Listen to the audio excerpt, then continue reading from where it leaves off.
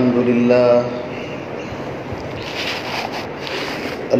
لله نحمده ونستعينه ونستغفره ونؤمن به ونتوكل عليه ونعوذ بالله من شرور أنفسنا ومن سيئات أعمالنا من يهده الله فلا مضل له ومن يضلله فلا هادي له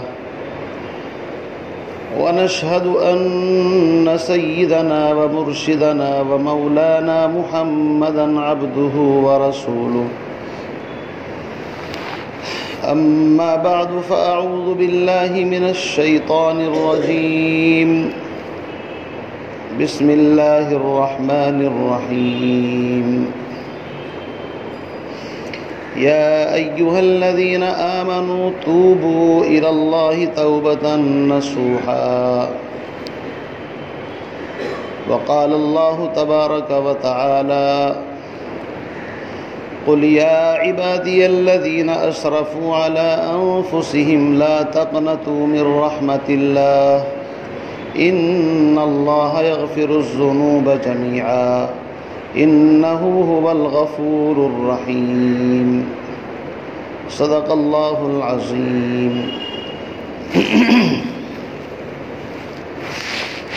وقال النبي صلى الله تعالى عليه وسلم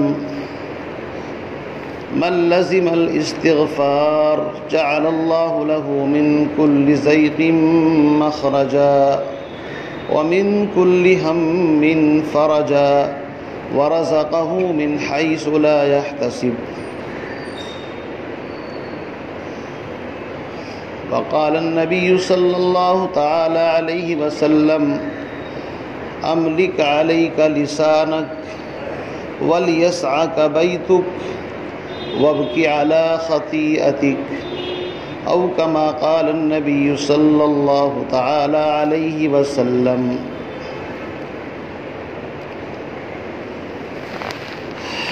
میرے انتہائی واجب الاحترام بزرگوں، دوستوں، بھائیوں،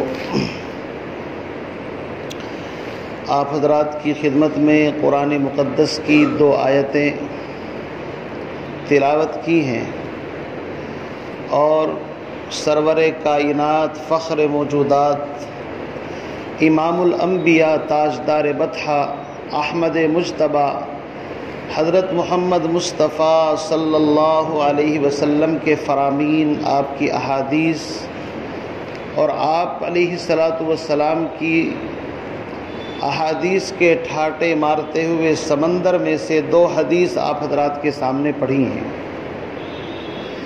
اللہ رب العزت سے دعا فرمائیں پروردگار عالم مجھے قرآن و سنت کی روشنی میں صحیح عرض کرنے کی، اور اللہ رب العزت مجھے آپ کو ان باتوں کو سمجھنے کی اور ان پر عمل پیرا ہونے کی توفیق عطا فرمائیں۔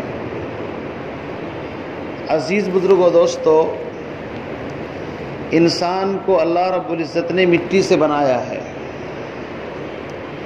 قرآن کہتا ہے منہا خلقناکم وفیہا نعیدکم ومنہا نخرجکم تارۃ اخری۔ اے انسان، ہم نے تجھ کو اسی مٹی سے بنایا ہے اور اسی مٹی کے اندر ایک دن تجھ کو ہم ملا دیں گے۔ وَمِنْهَا نُخْرِجُكُمْ تَارَةً أُخْرَى، اور ایک دن وہ آئے گا پھر اسی مٹی سے ہم تجھ کو دوبارہ جب سور پھونکیں گے قبروں سے اٹھ کر کے اللہ کے سامنے کھڑے ہو جائیں گے۔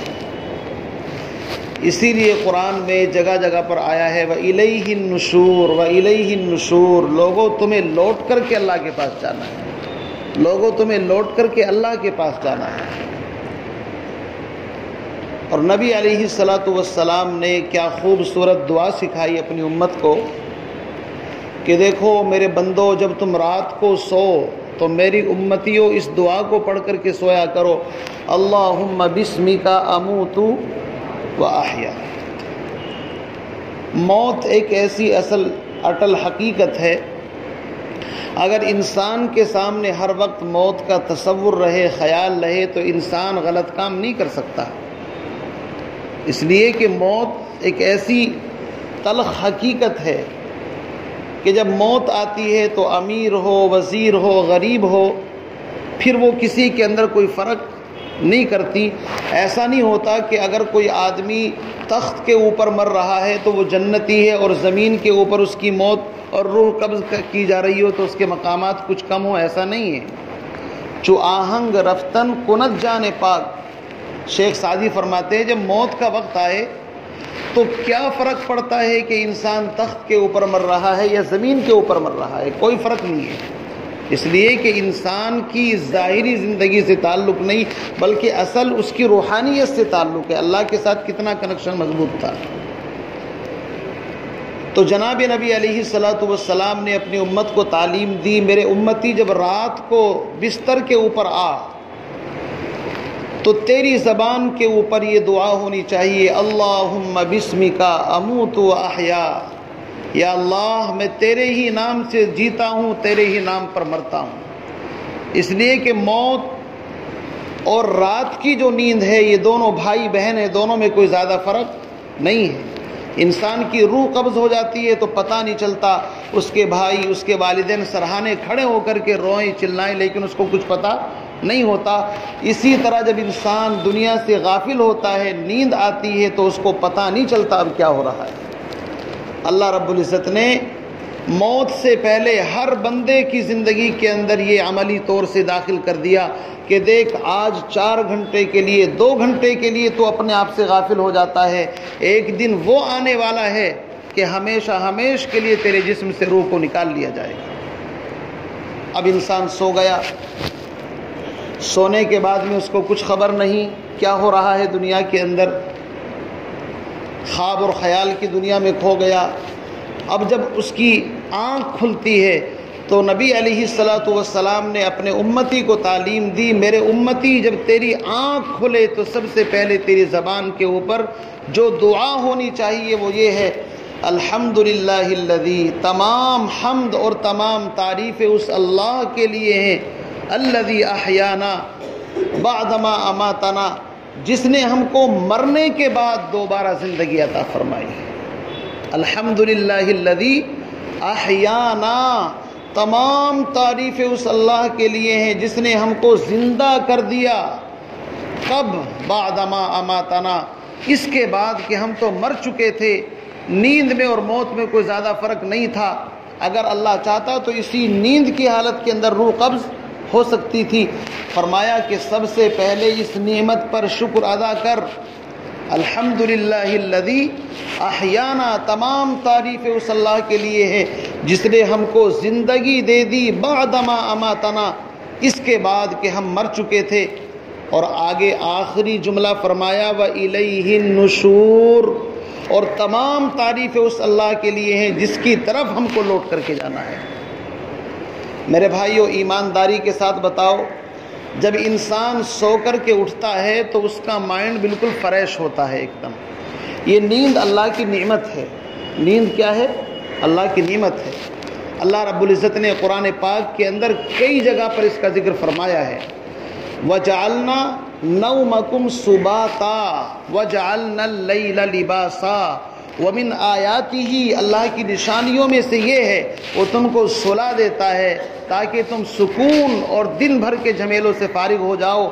آپ قربان جائیے محمد عربی صلی اللہ علیہ وسلم کی پاکیزہ تعلیم کے اوپر کہ انسان جب فریش ہو کر کے اٹھتا ہے تو سب سے پہلا میسج جو دماغ کے اندر ڈالا گیا وہ یہ ہے کہ انسان اپنی موت کو اور آخرت کو یاد رکھے۔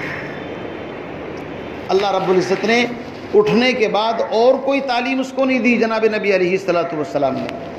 سب سے پہلا میسج کہ ابھی تمہارا دماغ خالی ہے، ابھی تمہیں نہ بچوں کی کوئی فکر، نہ کاروبار کی کوئی الجھن، صبح اٹھتا ہے ابھی ریلیکس ہو، فریش ہو، تو سب سے پہلے اللہ کی تعریف، الحمدللہ، تمام تعریف اللہ کے لیے ہے۔ اور دوسرا میسج یہ ہے کہ اس نعمت کا شکر ادا کرو جس نے تم کو آج دوبارہ زندگی دے دی۔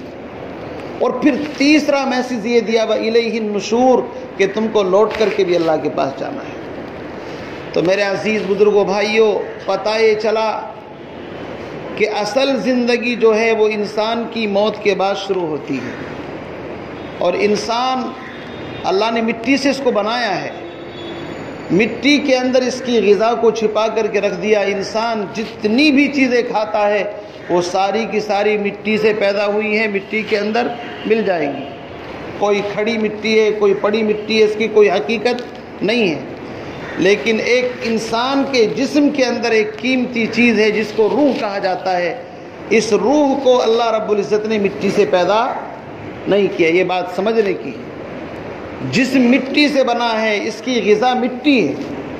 آپ دنیا بھر کی جتنی چیزیں استعمال کرتے ہیں وہ ساری کی ساری مٹی ہی سے نکل کر کے آتی، لیکن روح کو اللہ رب العزت نے مٹی سے نہیں بنایا، بلکہ روح اللہ رب العزت کا ایک حکم ہے۔ وَيَسْأَلُونَكَ عَنِ الرُّوحِ، میرے محبوب آپ کے صحابہ آپ سے روح کے بارے میں پوچھتے ہیں کہ روح کیا چیز ہے۔ قل، آپ اعلان کر کے بتا دیجئے، من امر ربی، روح میرے پروردگار کا ایک حکم ہے، اور یہ ایسا حکم ہے جب ماں کے پیٹ کے اندر بچے کے اندر حکم آتا ہے اللہ کا تو کسی کو پتہ نہیں چلتا، ماں کو محسوس ہونے لگتا ہے کہ بچہ حرکت کر رہا ہے۔ اسی طریقے سے اللہ اس حکم کو، اس روح کو نکالتے ہیں تو ڈاکٹر کو پتہ نہیں چلتا کتنی دیر کے اندر روح نکل کر کے چلی گئی۔ اس کے عزیز رشتہ دار سرہانے بیٹھے ہوئے ہیں، ان کو پتہ نہیں چلتا، ہاتھ پکڑ کر کے دیکھتے ہیں کہ جناب تو ٹھنڈے ہو گئے، پتہ چلا کہ روح نکل کر کے چلی گئی، پاس والے کو پتہ تک نہیں چلا۔ میرے عزیز بزرگوں، دوستو، جتنی محنت آج انسان اپنے جسم کے لیے کر رہا ہے، کھانے کی محنت، پینے کی محنت، تجارت، کاروبار، اور رات دن ایک کر رکھا ہے، صرف انسان کی ساری بھاگ دوڑ کا حاصل یہ ہے اس کے لیے اچھا مکان ہو، اچھی گاڑی ہو، اور اچھا اس کے لیے مطلب کھانے کا انتظام ہو جائے۔ یہ ساری کی ساری محنت جو انسان کر رہا ہے یہ اپنے اس مٹی کے جسم کے لیے کر رہا ہے۔ یاد رکھیے، یہ موت آئے گی اور مٹی کے اندر جسم مل جائے گا، لیکن اس کے اندر جو قیمتی روح ہے، اگر اس روح کے اوپر میں نے اور آپ نے محنت نہ کی تو رب کعبہ کی قسم ہم سے زیادہ گھاٹے اور خسارے کے اندر کوئی اور نہیں ہو سکتا۔ اس روح کے اوپر محنت کرنے کی ضرورت ہے، اور انسان جب روح کے اوپر محنت کرتا ہے تو میرے عزیز بزرگوں، دوستو، اس انسان کا مقام پھر فرشتوں سے بھی اعلیٰ ہو جاتا ہے۔ آپ دیکھیے کتنی بڑی بات ہے، یہ انسان تو مٹی سے بنا ہے لیکن فرشتے تو نور سے بنے ہیں۔ اللہ فرماتے ہیں کہ اگر یہ مٹی کا بنا ہوا انسان اپنی روح کے اوپر، اپنے دل کے اوپر محنت کر لے، اس کے دل کے اندر اللہ کی محبت ہو، اس کے دل کے اندر اللہ کا ڈر ہو، اس کے دل کے اندر تقوی ہو، پرہیزگاری ہو، اس کے دل کے اندر حیا ہو، اس کے دل کے اندر شرم ہو، اس کے دل کے اندر امانت کا پورا کرنا ہو، اور اس کے دل کے اندر اگر اللہ کا تعلق ہے تو پھر یہ زمین پر چلتا ہے۔ لیکن حقیقت بات یہ ہے کہ فرشتے اس کے قدموں کے نیچے اپنے پر بچھاتے ہیں۔ اس انسان سے اعلیٰ پھر کوئی نہیں ہے۔ لقد خلقنا الانسان فی احسن تقویم، اللہ نے قرآن میں فرمایا وَلَقَدْ كَرَّمْنَا بَنِي آدم، ہم نے آدم کی اولاد کو ساری مخلوق میں سب سے زیادہ معزز اور مکرم بنایا ہے۔ اس لیے میرے بھائیوں، اس روح پر محنت کرنے کے لیے مختلف طریقے ہیں۔ سب سے پہلا مرحلہ یہ ہے، دنیا کا کوئی انسان ایسا نہیں جو یہ دعویٰ کرے کہ مجھ سے کبھی غلطی اور کوتاہی نہیں ہوئی، اس لیے کہ یہ دعویٰ کرنا کہ میں غلطی نہیں کر سکتا یا مجھ سے غلطی نہیں ہو سکتی، یہ صرف اور صرف اللہ رب العزت کی شان ہے۔ اللہ رب العزت بھول سے، غلطی سے، تمام عیوب اور تمام نقائص سے پاک ہے۔ انبیاء علیہم الصلاۃ اگرچہ معصوم ہیں لیکن ان سے بھی کچھ معمولی لغزشیں کرا کر کے بتایا گیا کہ وہ انسان ہیں، انسانیت سے ان کا تعلق ہے۔ ان سے اگر لغزش، جیسے آدم علیہ نبینا علیہ السلام نے جنت کے اندر شجر ممنوعہ کھا لیا تو اللہ رب العزت کا حکم ٹوٹا، جس کی وجہ سے آدم علیہ السلام کو زمین پر بھیجنا پڑا۔ پھر انہوں نے ربنا ظلمنا انفسنا کہہ کر کے اللہ کو جب تک منایا نہیں تو اس وقت تک چین سے نہیں بیٹھے۔ میرے بھائیوں، انسان سے غلطی ہو سکتی ہے، غلطی کا مجموعہ ہے۔ الانسان مرکب من الخطأ والنسیان، انسان کی جو ترکیبی اور اس کے جو عجز اللہ نے بنائے ہیں ان کے اندر غلطی کا مادہ رکھا ہے۔ غلطی انسان سے ہو سکتی ہے، لیکن اس غلطی کو سدھارنے کا ایک طریقہ بتایا ہے کہ اگر تم سے غلطی ہو جائے تو تم میرے سامنے آ کر کے جھک جاؤ، توبہ کر لو، معافی مانگ لو، میں تمہارے گناہوں کو معاف کر دوں۔ اور میں نے ایک حدیث ایسی پڑھی، عجیب حدیث ہے۔ اللہ رب العزت نے فرمایا، میرے بندو اگر تم کوئی گناہ نہ کرتے، تم میں سے کوئی انسان، تم سب کے سب ایسے ہو جاتے جیسے کہ کبھی جیسے فرشتے ہیں، ان سے گناہ لغزش نہیں ہوتی۔ تو اللہ فرماتے ہیں میں دوسری مخلوق پیدا کرتا جو گناہ کر لیتی، پھر اس کے بعد توبہ کرتی تو میں ان کے درجات کو بلند کر دیتا۔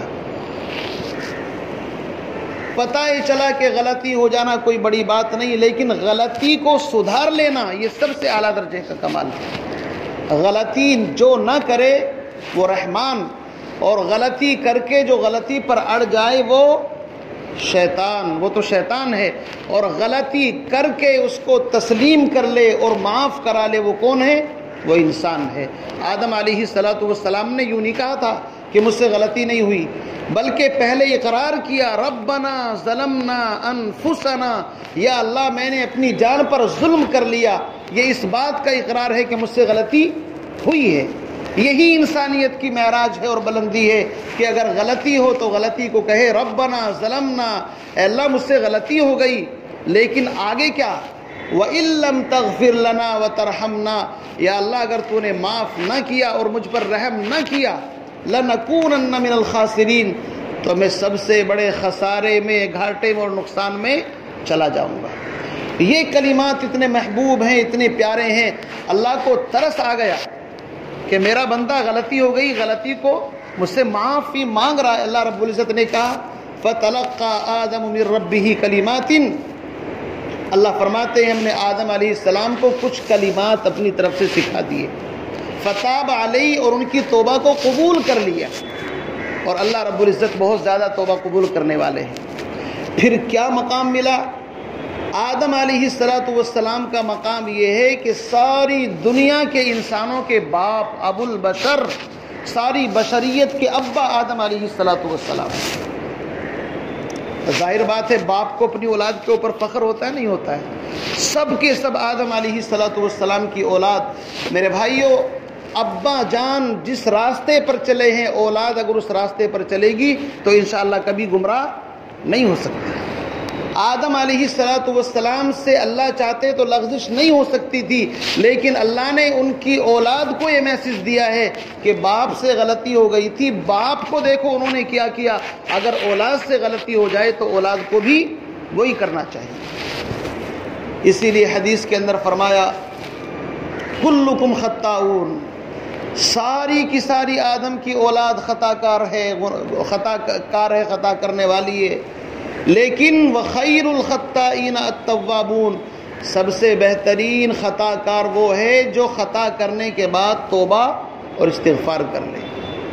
اللہ رب العزت کے دروازے ہر وقت کھلے ہوئے ہیں، رات ہو، دن ہو، سردی ہو، گرمی ہو، اللہ کے یہاں توبہ کا دروازہ کبھی بند نہیں ہوتا۔ ہاں جب انسان کے پاس موت کا فرشتہ آ جاتا ہے اور پیروں کی طرف سے اس کی روح قبض کرنا شروع کرتا ہے اور دنیا سے کنیکشن ختم ہو کر کے اس بندے کو آخرت سامنے نظر آنی شروع ہو جاتی ہے، اب اگر یہ توبہ کرے اس وقت کی توبہ کو اللہ قبول نہیں فرماتا۔ اس وقت تو فرعون نے بھی توبہ کی تھی نا، قرآن کے اندر ہے، ساری زندگی تو کہتا رہا انا ربکم الاعلی، میں تمہارا سب سے بڑا رب ہوں، لیکن جب دریا کے اندر غرق ہو رہا تھا اور دنیا سے کنیکشن ختم ہو کر کے آخرت کی منزلیں جن کو موسیٰ علیہ السلام بتایا کرتے تھے وہ سب سامنے آ گیا، اب کہتا ہے آمنت برب موسیٰ و ہارون، میں موسیٰ اور ہارون کے رب پر ایمان لاتا ہوں۔ اللہ رب العزت کی طرف سے جواب دیا گیا الآن، بے وقوف اب ایمان لاتا ہے، الآن کا عربی زبان میں ترجمہ ہوتا اب، یعنی اب سدھرنا چاہتا ہے. وَقَدْ عَصَيْتَ قَبْلُ وَكُنْتَ مِنَ الْمُفْسِدِينَ. اب سے پہلے تو بڑی سرکشی کرتا رہا, بڑے دعوے کرتا رہا میں بڑا رب ہوں, اور اب موت سامنے آئی ہے, اب توبہ کرتا ہے, تو اس وقت کی توبہ کا کوئی اعتبار نہیں ہے. اس لیے میرے بھائیو, توبہ کے دروازے ہر وقت کھلے ہوئے ہیں. اللہ کے سامنے رونا گڑ گڑانا اللہ کو اتنا پسند ہے, اتنا پسند ہے کہ خدا کی قسم میں یہ کہتا ہوں کہ ایک طرف تقوی اور پرہیزگاری اور دوسری طرف توبہ اور استغفار, ان دونوں کا مقام اور مرتبہ اگر آپ ترازو کے اندر تولیں تو انشاءاللہ آپ کو کم نہیں ملے گا. ملا علی قاری رحمۃ اللہ علیہ نے مشکات کی شرح اس کتاب کے اندر لکھا ہے, ان المستغفرین نزلوا بمنزلۃ المتقین. علماء اس عربی زبان جانتے ہیں, سمجھیں گے. اللہ کے نبی نے فرمایا ان المستغفرین, وہ لوگ جو اللہ کے سامنے روتے ہیں, گڑ گڑاتے ہیں, توبہ کرتے ہیں, معافی مانگتے ہیں, استغفار کرتے ہیں, ان کا درجہ جناب نبی علیہ الصلوۃ والسلام نے فرمایا ان المستغفرین, ایک طرف توبہ استغفار کرنے والا بندہ ہے اور دوسری طرف متقی اور پرہیزگار بندہ ہے جس کی زندگی کے اندر کوئی گناہ نہیں. اللہ فرماتے ہیں استغفار کی برکت سے اس گنہگار کو بھی اللہ رب العزت متقی لوگوں کے درجے کے اندر داخل فرما دے گا. ان المستغفرین نزلوا بمنزلۃ المتقین, جس مقام پر وہ متقی جائے گا انشاءاللہ استغفار کرنے والا بھی وہیں پہنچے گا. کتنا بڑا فائدہ ہے استغفار میں, اتنا فائدہ ہے کہ ہم سوچ نہیں سکتے. اس لیے ہماری زبان پر چلتے پھرتے اٹھتے بیٹھتے استغفر اللہ ربی من کل ذنب واتوب الیہ, یا کم سے کم چھوٹا استغفار استغفر اللہ یا استغفر اللہ الذی لا الہ الا هو الحی القیوم واتوب الیہ. استغفار کے مستقل الگ الگ کلمات احادیث کے اندر آئے ہیں. جتنا بندہ زیادہ استغفار کرے گا اللہ رب العزت اس کو اتنا ہی اپنا زیادہ محبوب بنا لے گا. اور استغفار کس کو کہتے ہیں اس کو بھی سمجھ لیجئے. حدیث کے اندر فرمایا من لزم الاستغفار, جو بندہ استغفار کو لازم پکڑ لے. علماء نے اس کی شیخ الحدیث حضرت مولانا زکریا رحمۃ اللہ علیہ, شیخ الحدیث حضرت مولانا زکریا رحمۃ اللہ علیہ کاندھلوی, جن کی کتاب فضائل اعمال پوری دنیا کے اندر اللہ نے اس کو مقبولیت عطا فرمائی کہ قرآن کریم کے بعد اگر سب سے زیادہ کوئی کتاب آج دنیا کے اندر پڑھی جا رہی ہے منبر و محراب سے تو فضائل اعمال ہے. ان کی حالات کے اندر لکھا ہے کہ آخری عمر کے اندر جب بالکل ان کا آخری وقت تھا تو آخری وقت کے اندر ان کی زبان کے اوپر ایک لفظ رہتا تھا, یا کریم یا کریم یا کریم. کریم تو اللہ کا نام ہے نا, اور کریم کس کو کہتے ہیں؟ ملا علی قاری رحمۃ اللہ علیہ نے کریم کی جو تفصیل لکھی ہے وہ یہ ہے کہ کریم اس ہستی کو کہتے ہیں الذی یعطی بدون الاستحقاق والمنہ. کریم اس ذات کو کہا جاتا ہے جو اس بات کو نہ دیکھے کہ یہ مستحق ہے یا نہیں, غیر مستحق کے اوپر بھی جو رحم کر دے اس کو کریم کہتے ہیں. ایک بندہ مستحق ہے کسی چیز کا, اور ایک یہ کہ مستحق نہیں, غیر مستحق کے اوپر بھی جس کا کرم اور جس کی رحمت زیادہ وسیع ہو اس کو کریم کہتے ہیں. اس کی رحمت اتنی وسیع ہے کہ جوش میں آئے جو دریا رحم کا, جوش میں آئے جو دریا رحم کا, اگر اللہ اپنا رحم کرنے پر آ جائے, گبر 100 سالہ فخر اولیاء, 100 سال تک کفر کا کلمہ پڑھنے والا اور کافروں کا سردار, اگر اللہ رب العزت اس کے اوپر کرم کرنا چاہے تو اس کو ولیوں کا سردار اور نیک لوگوں کا سرتاج اس کو بنا سکتا ہے. اور تاریخ ایسے واقعات سے بھری پڑی ہے. میرے عزیز بزرگوں بھائیوں, ایک واقعہ ذہن کے اندر ابھی آیا. بڑے پیر شیخ عبد القادر جیلانی بغدادی رحمۃ اللہ علیہ ان کے حالات میں لکھا ہے کہ اللہ کی طرف سے ان کو اعلام ہوا کہ فلاں جگہ جاؤ، تمہیں جا کر کے فلاں جگہ پر ایک جنازے کی نماز پڑھنی ہے۔ اللہ رب العزت کے خاص بندے ہوتے ہیں، کبھی کبھی کوئی خاص حالات ہوتے ہیں تو زمین کو ان کے لیے لپیٹ دیا جاتا ہے، اس کو طی الارض کہتے ہیں، یعنی وہ سفر جو مہینوں کا ہے وہ گھنٹوں کے اندر ہو جاتا ہے، گھنٹوں کا سفر منٹوں کے اندر ہو جاتا ہے۔ اور یہ احادیث سے ثابت ہے۔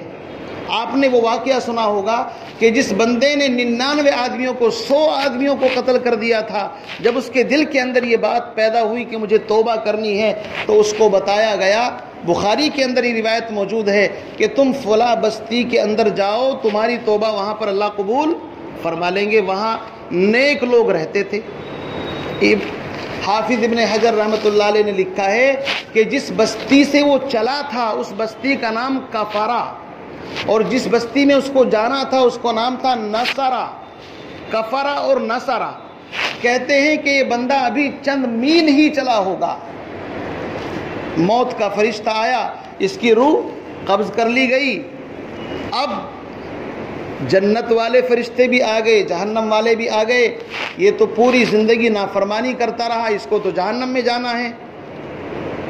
جنت والے آ گئے کہ نہیں بھائی یہ تو توبہ کے ارادے سے نکل پڑا ہے، توبہ کی بات سنو، کتنی بڑی بات ہے۔ توبہ کے ارادے سے یہ بندہ چلتا ہے 100 آدمیوں کا قتل کرنے کے بعد، اللہ رب العزت کام بنانے پر آتے ہیں تو ایسی تدبیر فرماتے ہیں، فرشتوں سے کہا جھگڑا کرنے کی کوئی ضرورت نہیں ہے، اس زمین کی پیمائش کرو، اگر یہ بندہ اس بستی کی طرف ہے جہاں سے یہ چلا تھا تو سمجھو ابھی اس کی توبہ قبول نہیں، چونکہ ابھی ادھر ہی ہے، اور اگر یہ بندہ اس بستی کی طرف ایک بالشت بھی زیادہ چل چکا جہاں اس کو جانا تھا تو پھر اس کو نیک کار فرشتوں کے حوالے کر دیا جائے۔ علامہ ابن حجر رحمۃ اللہ علیہ تشریح کرتے فرماتے قیسو بینہما، ان کی پیمائش کی گئی تو مرتے مرتے اس بندے نے اپنا سینہ اور اپنا چہرہ اس بستی کی طرف کر دیا تھا جس کی طرف اس کو جانا تھا۔ پیمائش کرنے کے بعد ایک بالشت ادھر کو نکلا جدھر اس کو جانا تھا۔ علماء فرماتے ہیں کہ اللہ رب العزت نے زمین کو حکم دیا، جو نافرمانی جدھر سے یہ چلا تھا، تباعدی، کہ تو سکڑ جا ادھر کی طرف سے، تباعدی تو فاصلے کو دور کر دے، اور جدھر جانا تھا اس کو کہا تقربی، تو قریب ہو جا۔ اس کو کہتے ہیں زمین کو سکیڑ دینا، چونکہ ساری چیزوں پر اللہ کی حکومت ہے۔ میرے بھائیوں، اسی طریقے سے شیخ عبد القادر جیلانی نے دیکھا کہ ایک جنازہ رکھا ہوا ہے، پتہ چلا کہ فلاں قطب یا غوث کا انتقال ہو گیا، اور اللہ رب العزت کی طرف سے نظام یہ ہے کہ جب کوئی قطب یا ابدال کسی کا انتقال ہوتا ہے تو اس کے بعد دوسرے کو اس کی کرسی پر فوراً بٹھایا جاتا ہے۔ اب سوال یہ ہے یہاں بٹھایا کس کو جائے؟ اللہ رب العزت کی طرف سے الہام ہوا کہ فلاں گرجا کے اندر جو عیسائیوں کا عبادت خانہ، ایک راہب جو صدیوں سے پوجا کرتا ہے اور اس کے گلے کے اندر صلیب پڑی ہوئی ہے جو عیسائیوں کا ایک خاص نشان ہوتا ہے، اللہ رب العزت کی نظر اس بندے کے اوپر ٹکی ہے کہ اس بندے کو اس کرسی کے اوپر بٹھانا ہے۔ سن لے اے دوست، جب ایام بھلے آتے ہیں گھات ملنے کی وہ خود آپ ہی بتلاتے ہیں۔ اللہ جب کسی کا کام بنانا چاہتے ہیں ایسے ہی بنتے چلے جاتے ہیں۔ اسی لیے تو فرمایا کہ کسی انسان کو اپنی زندگی کے اندر حقارت کی نظر سے مت دیکھو۔ گناہ سے نفرت کرنا واجب، لیکن گنہگار سے نفرت کرنا حرام، اور یہ ایسا پل صراط ہے، اس کے اوپر انسان کا اترنا کوئی آسان کام نہیں ہے۔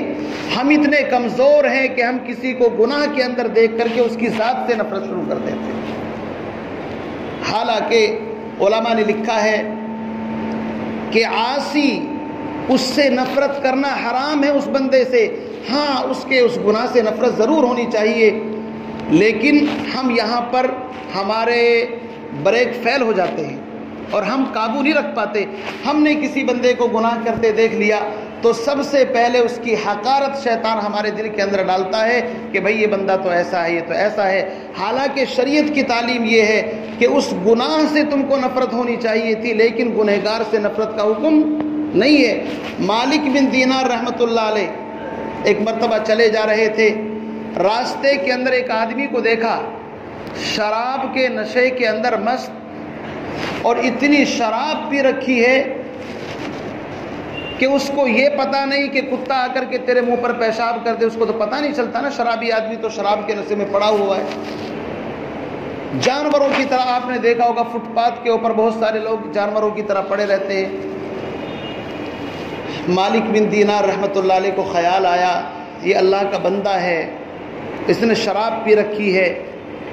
پانی لیا اور پانی لینے کے بعد اس کے منہ کے اوپر چھینٹے ڈالے اور اپنے کپڑے سے اس کا منہ دھویا، اور منہ دھونے کے بعد اس کا سر اٹھا کر کے اپنے یہاں ران کے اوپر رکھ لیا۔ تھوڑی دیر کے بعد جب اس کی آنکھ کھلی تو اس نے دیکھا کہ شہر کا سب سے بڑا بزرگ مالک بن دینار رحمۃ اللہ علیہ میرے شرابی جیسے آدمی کا سر اپنی گود کے اندر رکھے بیٹھا ہے۔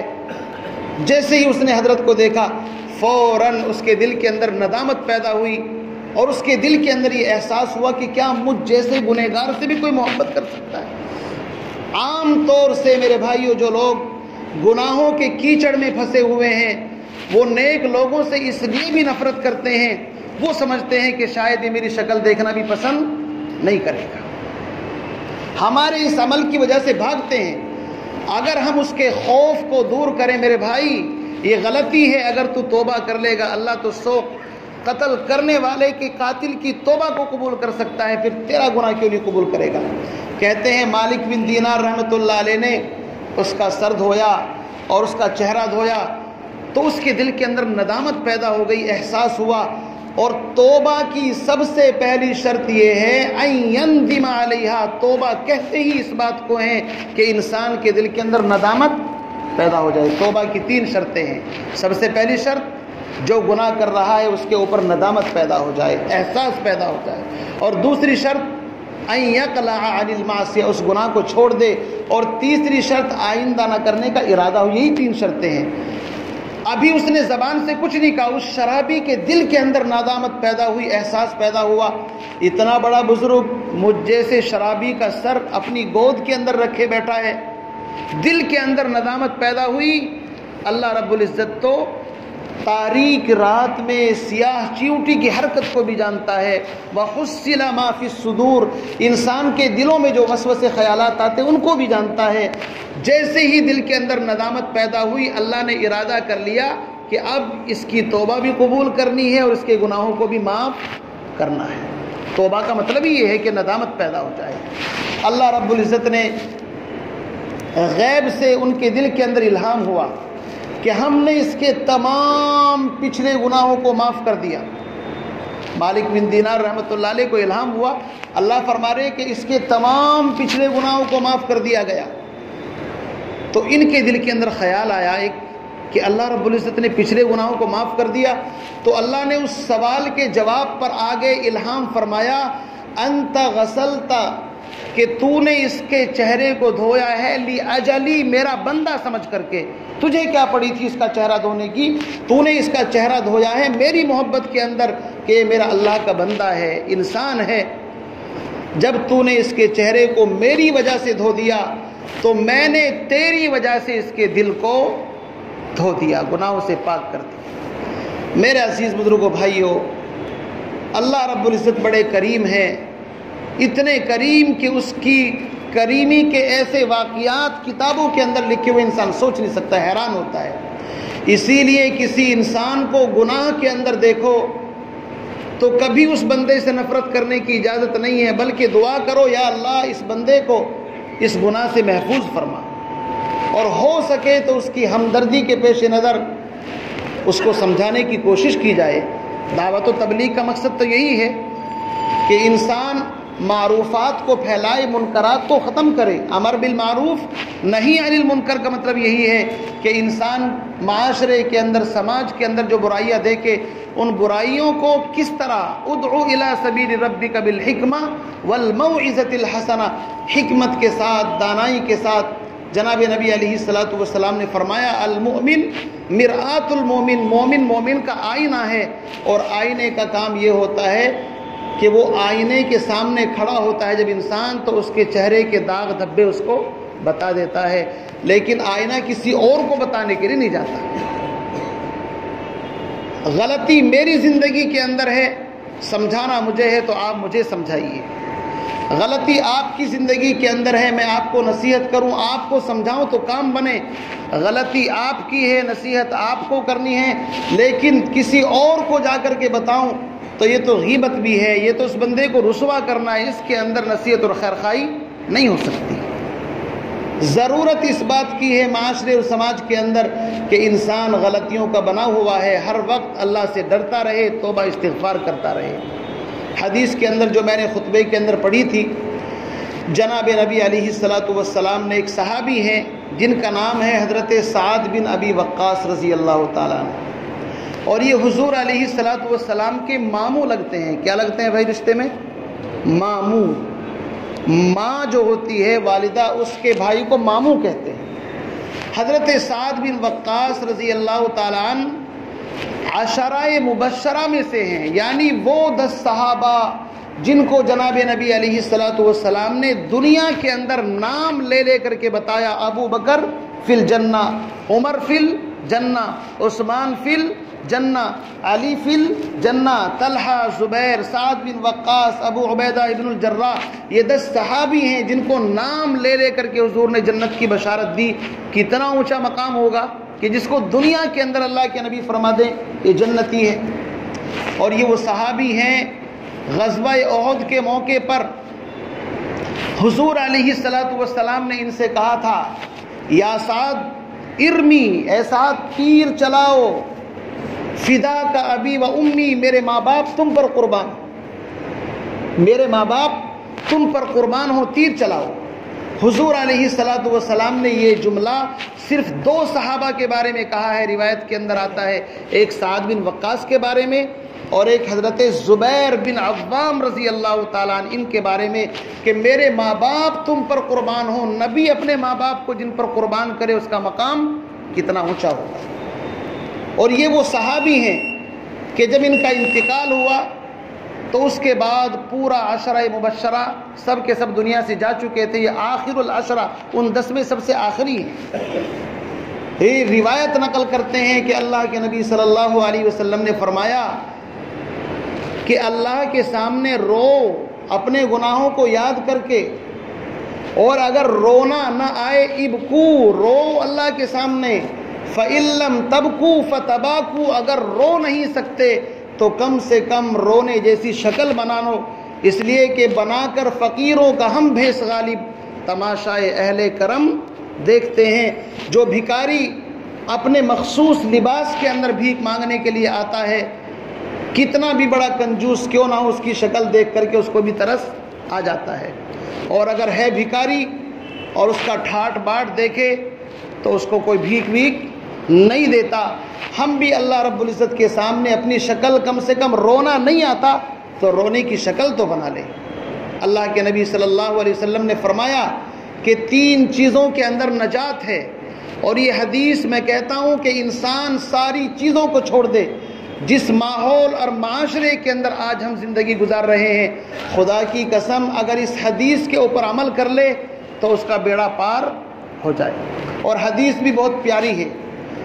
اللہ کے نبی صلی اللہ علیہ وسلم سے کسی صحابی نے پوچھا، من نجات یا رسول اللہ، بھائی درود پڑھو، من نجات یا رسول اللہ صلی اللہ علیہ وسلم۔ صحابی سوال کرتے ہیں 2 جہاں کے سردار کی خدمت میں آ کر کے، اے اللہ کے نبی میں نجات چاہتا ہوں، نجات کا طریقہ مجھے بتا دیجیے، عافیت کا طریقہ بتا دیجیے۔ من نجات یا رسول اللہ صلی اللہ علیہ وسلم، سید الکونین، فخر 2 جہاں محمد عربی صلی اللہ علیہ وسلم کی زبان سے 3 جملے لگاتار نکلے اور اس صحابی کے سوال کا جواب ہو گیا، اور قیامت تک کے آنے والے انسانوں کے لیے ایک بہترین ذخیرہ موجود ہے اس حدیث کے اندر۔ اللہ کے نبی نے فرمایا اگر نجات چاہتے ہو تو 3 چیزوں کے اوپر عمل کر لو، سمجھو جنت پکی، 100% جنت سے تم کو کوئی روک نہیں سکتا۔ وہ 3 چیزیں بڑی آسان ہیں آج کے دور کے اندر کرنے کی ہیں، اور میں کہتا ہوں یہ حدیث خود بھی یاد کریں، اپنے بچوں کو صبح شام اس کو رٹائیں اور اس کے مطابق زندگی گزاریں، ساری شکایتیں معاشرے سے ختم ہو جائیں گی۔ وہ کیا ہے؟ اللہ کے نبی نے فرمایا، نجات پوچھنا چاہتے ہو؟ بڑا اہم سوال کر لیا۔ فرمایا املک علیک لسانک، سب سے پہلی چیز جس پر تمہیں کنٹرول کرنا ہے وہ اپنی زبان کو قابو میں رکھنا ہے۔ اس زبان سے کسی کو تکلیف نہ پہنچے، اس زبان سے بات نکلے تو خیر کی نکلے، اس زبان سے کسی کا دل نہ ٹوٹے۔ زبان ہے اللہ کا ذکر کے لیے، اللہ کلمہ خیر کے لیے، زبان پر کنٹرول رکھو۔ املک علیک لسانک، سب سے پہلا جملہ۔ اور دوسری چیز، جب زبان پر کنٹرول کر لو تو دوسری چیز وَلْيَسْعَكَ بَيْتُكَ، اپنے گھر کو لازم پکڑ لو، ضرورت کے مطابق جاب پر جانا ہے جاؤ، فالتو ٹائم گھر کے اندر گزارو، نماز پڑھنے مسجد کے اندر آنا ہے جاؤ، اس کے بعد اپنا ٹائم کہاں پر گزارو؟ اپنے گھر کے اندر۔ اس کی شرح کرتے ہوئے ملا علی قاری رحمۃ اللہ علیہ، جو ابھی ماضی قریب کے اندر بزرگ گزرے ہیں 200-400 سال پہلے، انہوں نے کہا ھذا زمان، یہ جو زمانہ چل رہا ہے یہ وہ اس حدیث کے اوپر عمل کرنے کا زمانہ ہے کہ انسان اپنے گھروں کو چمٹ جائے اور اپنے گھروں سے باہر نہ نکلے تو فتنوں سے محفوظ ہو جائے گا۔ ھذا زمان البیوت وملازمۃ البیوت والقناعۃ بالقوت حتی یموت، فرماتے ہیں کہ انسان بقدر ضرورت روزی پر کفایت کر لے یہاں تک کہ موت کا فرشتہ آ جائے، سمجھو اس کی نجات ہو گئی۔ تو دوسری چیز نبی علیہ الصلوۃ والسلام نے فرمائی وَلْيَسْعَكَ بَيْتُكَ، اپنے گھروں کو لازم پکڑ لو، چوراہوں پر، گلی کے اندر، نکڑوں کے اوپر مت کھڑے ہو، سارا وائرس تو وہیں سے آتا ہے۔ اور تیسری چیز نبی علیہ الصلوۃ والسلام نے فرمایا وَابْكِ عَلَىٰ خَطِيئَتِكَ، اپنی گناہوں پر رونا شروع کر دو۔ 3 کام تم نے کر لیے، میں لکھ کر کے دیتا ہوں تمہاری نجات، اس کی گارنٹی لیتا ہوں۔ یہ حدیث اتنی اہم ہے، میرا جی چاہتا ہے کہ اللہ کے نبی صلی اللہ علیہ وسلم کے ہر امتی کے سینے کے اوپر، اس کے دل کے اندر، اس کے دماغ کے اندر، اور بچے سے لے کر جوان بوڑھے تک اس حدیث کا ترجمہ بھی یاد ہو اور اس حدیث کے مطابق اپنی زندگی کو گزارنے کی کوشش کریں۔ میرے عزیز بزرگوں دوستو، انشاءاللہ اگر اس حدیث پر بھی عمل کر لیا تو سمجھو سارے فتنے بھی ختم، سارے جھگڑے ختم، اور اللہ رب العزت کا قرب بھی نصیب ہوگا۔ دعا فرمائے اللہ رب العزت سے مجھے آپ کو جو گفتگو اس وقت ہوئی ہے ان تمام باتوں پر عمل کرنے کی توفیق نصیب فرمائے، اور اللہ تعالی ہمارے گزشتہ تمام گناہوں کو اپنے فضل سے، اپنے کرم سے معاف فرما دے۔ وآخر دعوانا ان الحمد للہ رب العالمین۔